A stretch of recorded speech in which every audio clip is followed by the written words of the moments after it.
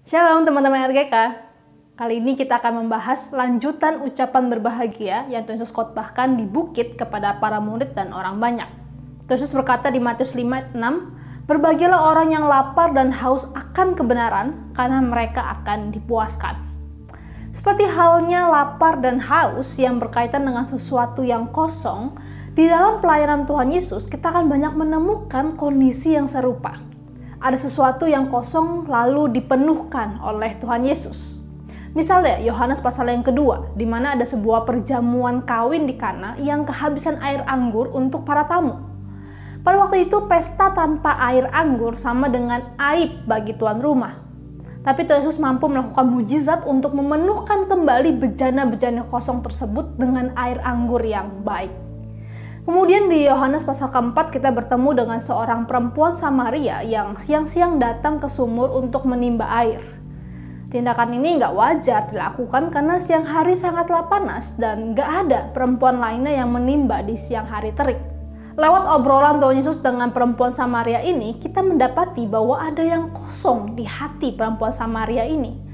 Hingga ia sudah gonta-ganti suami 5 kali dan sekarang pun pria yang bersamanya bukan suaminya.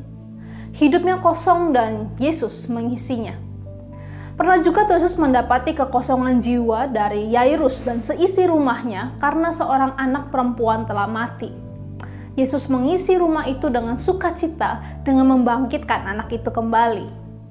Kita bisa menjelajahi seluruh halaman Injil dan dalam pusaran banyak orang, ajaran, serta mujizat, kita bisa menemukan satu kisah yang sama, yaitu Yesus mengisi kekosongan.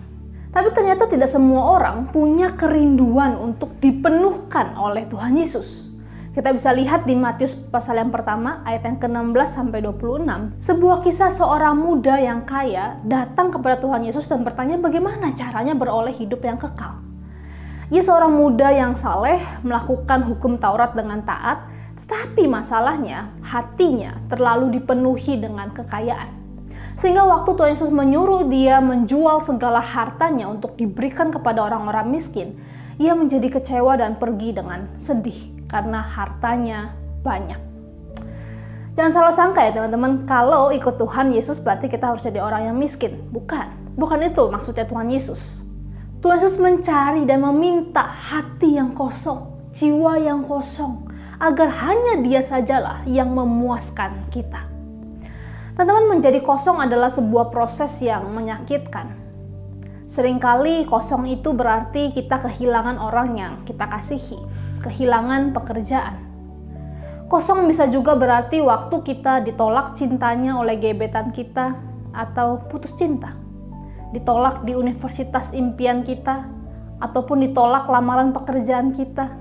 Kadangkala keadaan kosong itu terjadi waktu kita kehilangan kesehatan atau harapan kita. Di saat itulah kita merasa takut, kesepian, marah, kecewa, dan puncaknya merasa kosong. Keheran kalau nggak semua orang bersedia menjadi kosong. Tapi teman-teman, bagaimana kalau kekosongan ini adalah tempat di mana Allah ingin kita berada?